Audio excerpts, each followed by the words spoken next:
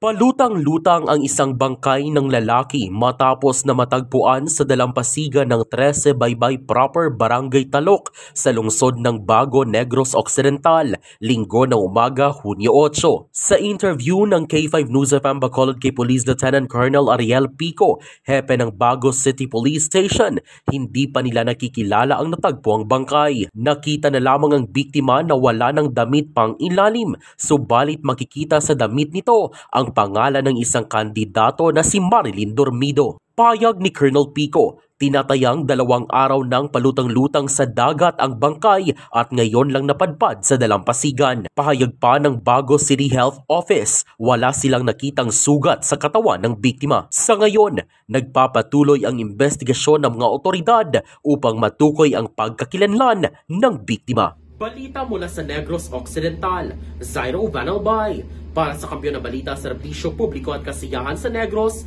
K5 News FM. K5 News FM.